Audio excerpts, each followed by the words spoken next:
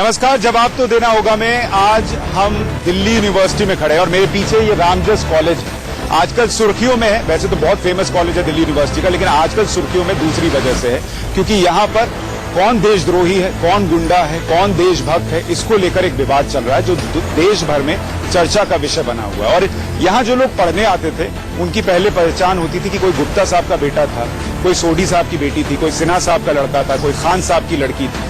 लेकिन आजकल उनके पास एक एक सर्टिफिकेट ये भी है कि कौन देशभक्त है और कौन देशद्रोही है। माँ बाप ने इसलिए नहीं भेजा था, लेकिन यहाँ ये सब हो रहा है, तो इसको हम समझने की कोशिश करेंगे जवाब तो देना होगा में कि आखिर ये हो क्या रहा है। और जो स्टूडेंट्स किसी छात्र संघ से नहीं जुड़े हैं या नॉर्मल स्टूडेंट हैं जो पढ़ने के लिए आए थे, वो इस देशभक्ति और देशद्रोही की लड़ाई में कहाँ खड़े हैं और वो इसको कैसे देखते हैं। हमारे साथ इस वक्त रामजस के ही सारे स्टूडेंट हैं जो यहाँ पर हैं।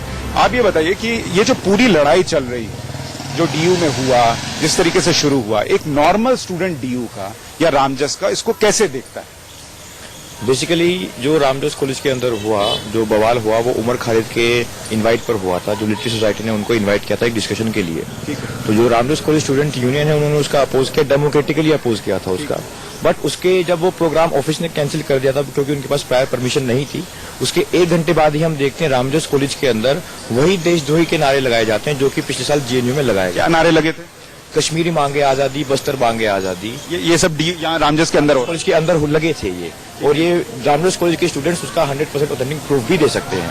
ठीक है। उसके बाद जो क्लैश हुआ, जब ये लोग कैंटीन की तरफ प्रोसीड किए, जो रामजस कॉलेज के नॉर्मल स्टूडेंट्स हैं उन्होंने इससे पूछा भाई तुम्हें किस चीज की आजादी चाहिए, तो उधर से फिर इनका फिर जो वायलेंट वाला रूप था वो सामने आया। अच्छा, मुझे एक बात और बताइए आप लोग भी कि उस दिन जब लड़ाई हुई आप लोग यहाँ पर थे क्या, और आपके हिसाब से जो हुआ वो ठीक हुआ, गलत हुआ?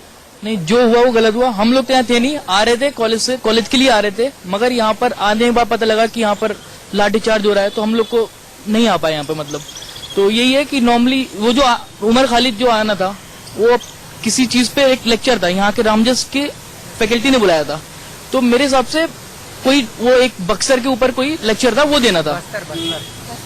बिहार में एक जगह है, तो नॉर्मली वो उसके ऊपर आ रहा था। मुझे नहीं लगता कि इतनी बड़ी बात थी कि जिसके ऊपर इतना बड़ा बवाल हो गया। आपको लगता है उमर खालिद को बोलने देना चाहिए था? नहीं सर, अब वो किस लिए आ रहा है? वो यहाँ पर आ रहा है कोई चीज बताने के लिए। वो एक बहुत ही गलत बात है कि लास्ट टाइम जो हुआ, जो भी थे कन्हैया कुमार या जो भी थे, अपने देश के बारे में जो बोलेगा, चाहे वो कोई भी हो, बिल्कुल गलत है। ठीक है, आपको क्या लगता है, क्या अगर उमर खालिद कुछ बोल लेते तो दिल्ली यूनिवर्सिटी के स्टूडेंट्स क्या इतने कमजोर हैं कि उनका दिमाग जो है उसकी तरफ चला जाता है या उससे प्रभावित हो जाता है? नहीं, बिल्कुल भी नहीं। सबका अपना अपना ओपिनियन है, सब जानते हैं कि कौन सही है कौन गलत है। हम लोग डेली न्यूज में देखते हैं किस तरह से साजिशें रची जा रही है या क्या हो रहा है पॉलिटिक्स में देश की।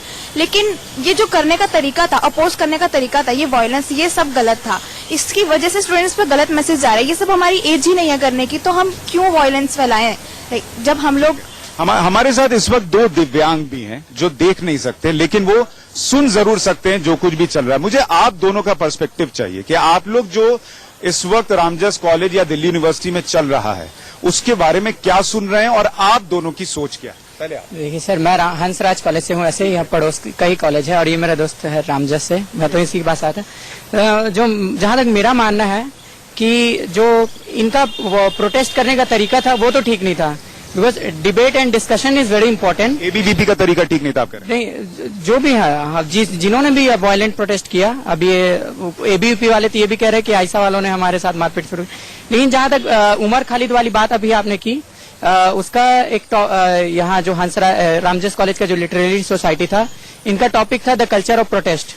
तो इसमें उमर खालिद को बुलाया, वो तो ठीक है। जहां तक मानना है कि जो मीडिया रिपोर्ट्स भी आए और जहां जो भी था बस्तर के ऊपर था, तो मेरे हिसाब से उमर खालिद से भी अच्छे अच्छे लोग हैं जो बस्तर के ऊपर काम कर रहे हैं। जैसे मैं तो छत्तीसगढ़ से ही हूँ। यानी इनके हिसाब से बहुत सारे और लोग थे जिनको बुलाया जा सकता था। अगर उमर खालिद को लेकर विवाद था तो उसको टाला जा सकता था, लेकिन सिर्फ उमर खालिद क्यों, ये सवाल है। सर एक बात बोलूं सर, जैसे मैं छत्तीसगढ़ से हूँ, जैसे मुझे यहाँ तक पता है सोनी सोडी है जो 2002 से लगातार आंदोलन कर रही है, 1992 से हिमांशु कुमार जैसे।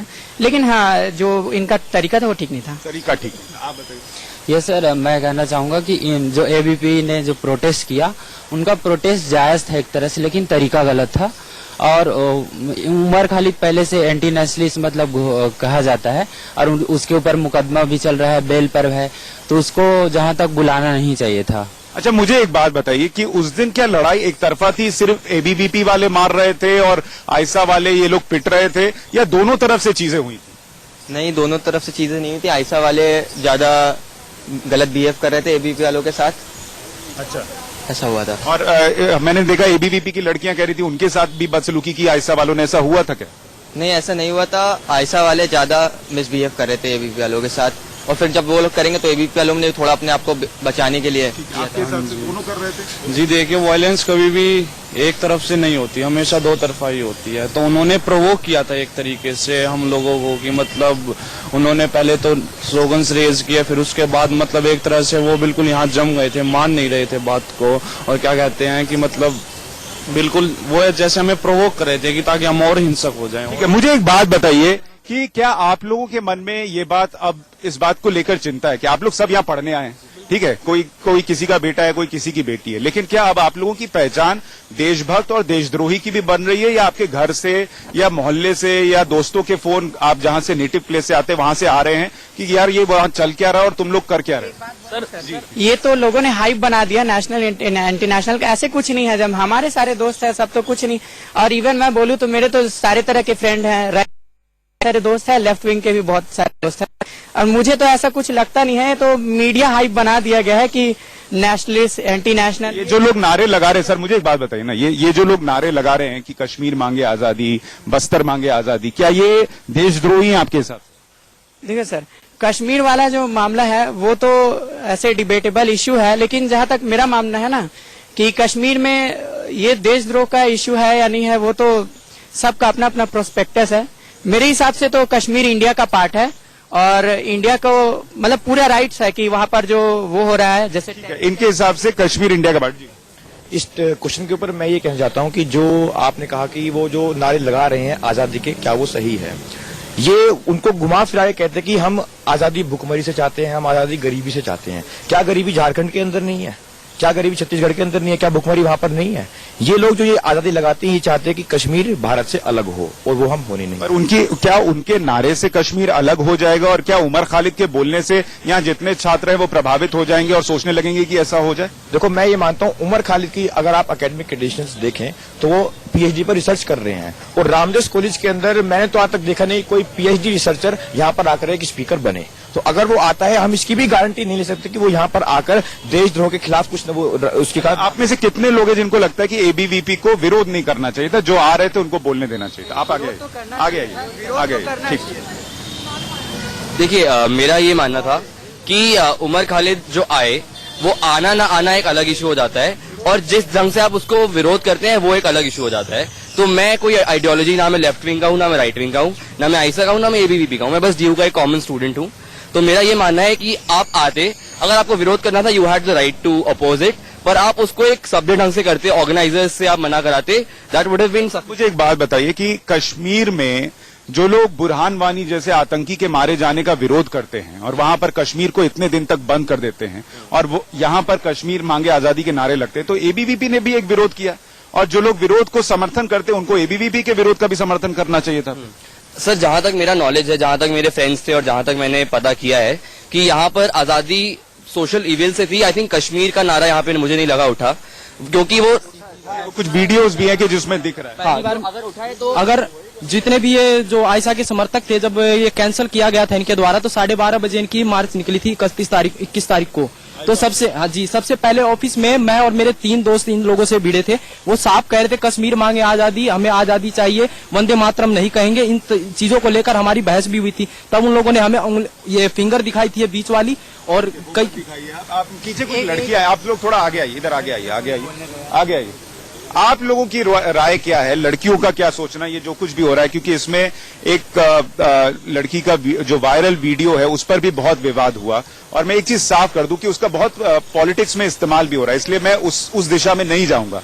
लेकिन उसको जो धमकियां मिली, जिस तरीके से चीजें हुई, क्या आप लोगों के दिमाग में वो इम्पैक्ट छोड़ता है क्या? राइट, हमारे दिमाग में छोड़ता है। वो लोग धमकी दे रहे साफ कि तुम इस तरह के कपड़े पहन के आओगे, हम तो रेप करेंगे, जो साफ साफ गलत है ना। और ये सब कुछ पॉलिटिक्स है, सब कुछ।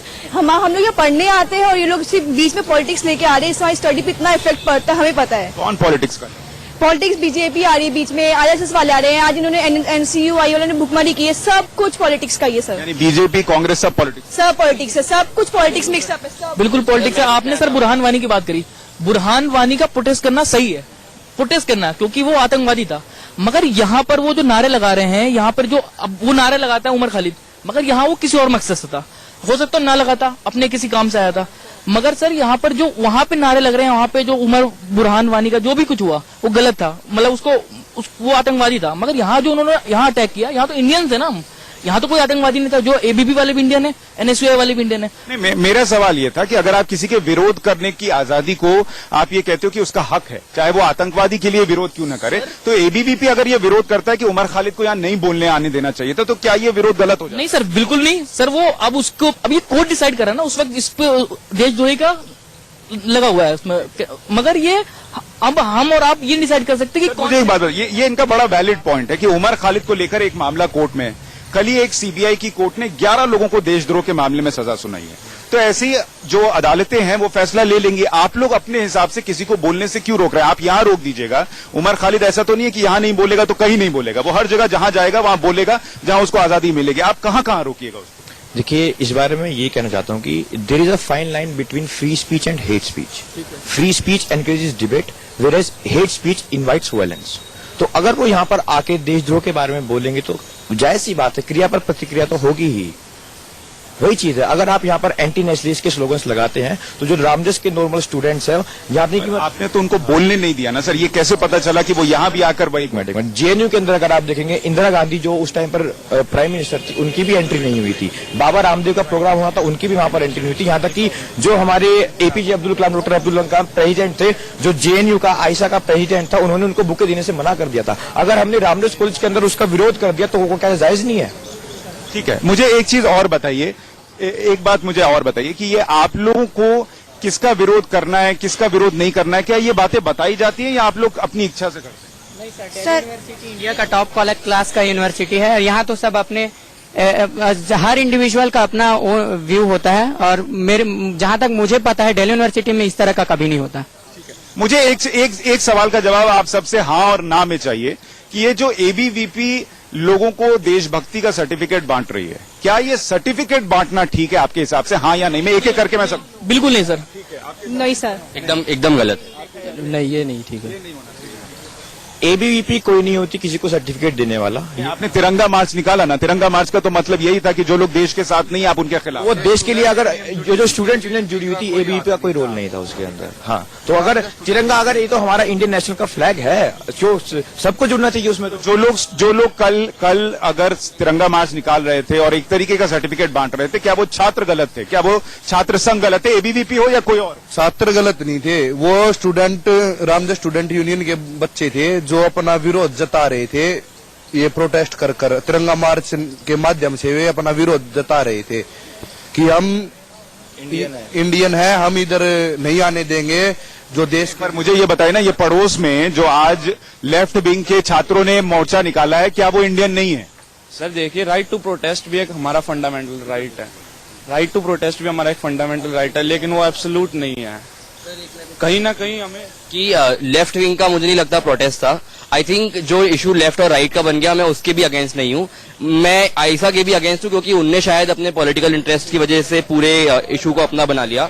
पर आई थिंक ये इशू एक कॉमन ड्यू स्टूडेंट का था, और आई थिंक ये आयशा और एबीवीपी और लेफ्ट और राइट का इशू भी नहीं था। तो आई थिंक कहीं ना कहीं अगर लेफ्टिस्ट आए हैं तो उनका भी नहीं रहा होगा आने का, हो सकता है उनका पॉलिटिकल इंटरेस्ट उससे फर्दर हो रहा होता। कुछ लोग पीछे जो अभी तक नहीं बोले, मुझे ये बताइए कि आपके हिसाब से जो अभी तक इसमें गलत ऐसा गलत कोई नहीं था, बट अगर उनको मारना वो गलत था, वायलेंस करना गलत है। वो बहुत लोग ये कह रहे हैं कि दोनों तरफ से वही सर गलत था। अगर सिंपली मामला हो सकता है कि बातचीत करके हम निपटा सकते थे, अगर उसको आना भी सही था, बात करें तो सुनो तो उसको बोलना भी चाहते हैं, बट उनको बोलने में टाइम नहीं दिया, उनसे आया नहीं था।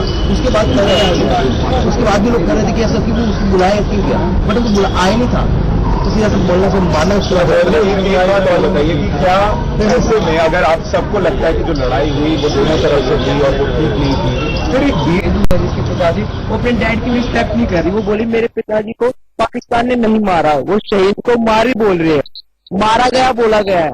वो एक जो शहीद हुए उनको रिस्पेक्ट नहीं करी, वो लोग मारे गए हैं वो, ये तो गलत है ना। हम देश के छात्र जवान हमारे लिए खड़े हैं। तो उसको बहुत ही मिसकोट किया गया, उसका बहुत ही ब्रॉडर मैसेज था। बिल्कुल अगर पाकिस्तान आप पे अटैक करता है आप उसको यू रिटेलिएट, दैट इज बिल्कुल सही बात है। अगर आर्मी के लोग मरते हैं तो पर मैं ये नहीं समझ पाया कि वॉर पीस इसकी बात जो है या पाकिस्तान के साथ मसला हल होना चाहिए, ये अचानक रामजस में जो हंगामा हुआ उसके साथ वो वीडियो क्यों वायरल हुआ? ये तो फिर उसने पुराना एक वीडियो डाला था जो अभी रिसर्फेस हुआ। 1 साल पुराना वीडियो, आज दर्शकों के लिए भी मैं बता दूं, वो 1 साल पुराना वीडियो था जो वायरल हुआ, और इसलिए भी सवाल उठ रहे हैं कि उसको क्या किसी पॉलिटिक्स के तहत गुरमेहर का कोई ऐसी मंशा नहीं होगी, हम नहीं जानते, और उसने शायद इस मंशा से किया भी ना हो। लेकिन जिन लोगों ने उसको वायरल किया, क्या उनकी सोच ये थी कि इसके जरिए एबीवीपी को, बीजेपी को या दूसरे राजनीतिक दल जो हैं जो उनके विपक्ष में हैं शायद, क्या उनके खिलाफ उस वीडियो को इस्तेमाल कर लिया जाए, और इसलिए शायद वो वीडियो एक बहुत सार्थक वीडियो होते हुए भी गलत मैसेज में चला गया क्योंकि गलत टाइम पर आ गया? बिल्कुल, ये हम कहना चाहते, उनका वीडियो आया है, उन्होंने कहा थी आई एम अगेंस्ट एबीवीपी। हर एक का अपना अपना ओपिनियन है, पर ये मैं कहना चाहता हूँ कि हमें भी देश भर से समर्थक मिल रहे हैं कि I am with ABVP, I stand with Ramjas college. और बहन गुलमोहर को मैं ये कहना चाहता हूँ कि आई थिंक उनको थोड़ा सा मिसगाइड किया जा रहा है और उनका पॉलिटिकल यूज भी किया जा रहा है। मुझे एक बात और बताइए आप सारे लोग, कि आप में से कितनों को घर से फोन आया है इस पूरी घटना के बाद? हाथ उठा के बताइए सबको। ठीक है, अब हाथ नीचे कीजिए और मुझे ये बताइए कि कितनों के पेरेंट्स जो हैं वो बहुत चिंतित हैं कि यहां क्या हो रहा है? ठीक है, आप लोगों ने क्या जवाब दिया घर में? मतलब यही बोलना पड़ा ना कि हम लोग सिर्फ वहाँ पढ़ाई के मकसद से ही जा रहे हैं, हम लोग इस चीजों में इन्वॉल्व नहीं है, क्योंकि ऑब्वियसली हम लोग बच्चे उनके घर से दूर है तो वो टेंशन लेंगे ही। लेकिन आपने एक क्वेश्चन करा था कि अगर वो लोग प्रोटेस्ट कर रहे हैं और ये नारे लगा रहे हैं कि कश्मीर को आजादी चाहिए, जो भी है, तो उससे क्या बच्चे प्रभावित होंगे?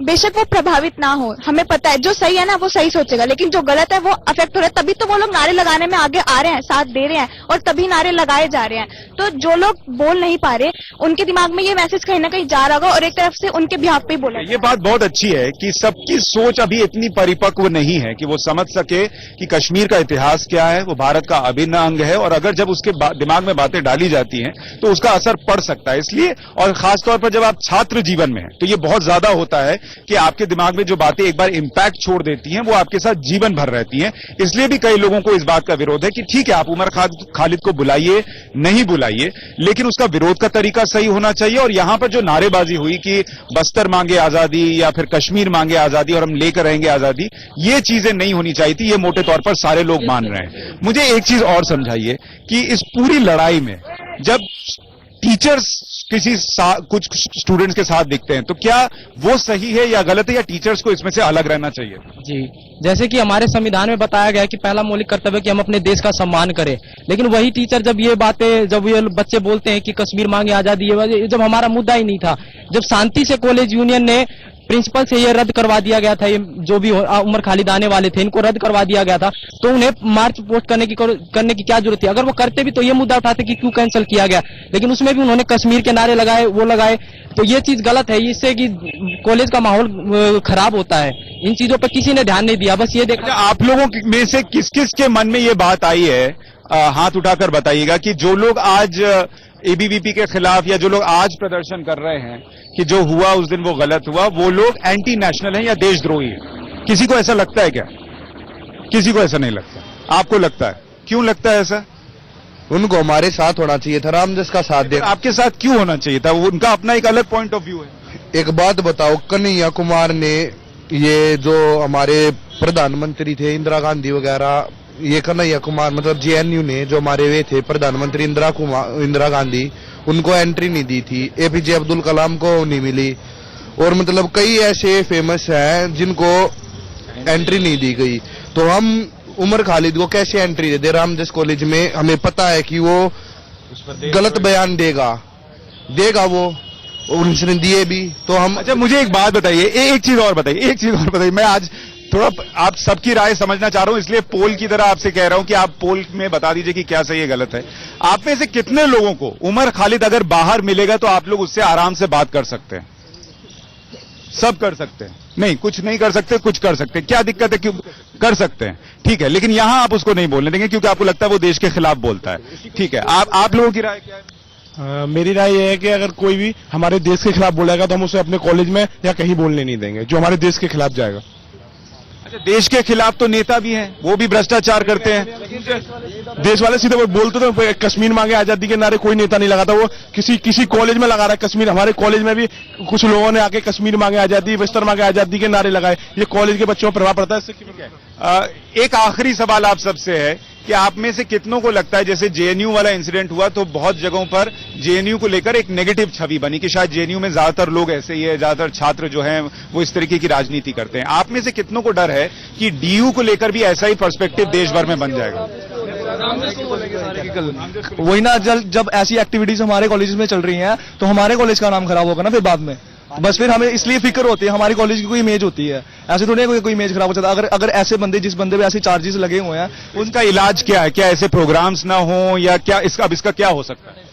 इसका ये इलाज है कि कम से कम थोड़ा सोच समझ के कुछ भी ऑर्गेनाइज करवा रहे हैं उसको थोड़ा सोच समझ के करें। ठीक है, आज हमारे पास इतना ही वक्त था, जवाब तो देना होगा मैं, और हमने ना नेताओं को बुलाया ना किसी छात्र संगठन के लोगों को बुलाया। हमने रामजस कॉलेज के छात्रों से बात की, नॉर्मल छात्रों से, सामान्य छात्रों से, कि उनका पर्सपेक्टिव क्या है ये देशभक्ति और देशद्रोही की जो लड़ाई चल रही है। और उसमें से ज्यादातर लोग ये मानते हैं कि यहां कैंपस के अंदर जो नारे लगे कि कश्मीर मांगे आजादी, बस्तर मांगे आजादी, ये नहीं होना चाहिए था। जो विरोध का तरीका था वो गलत मानते हैं, और ये जरूर मानते हैं कि इस पर राजनीति भी नहीं होनी चाहिए। जवाब तो देना होगा। मैं आज के लिए इतना ही, नमस्कार।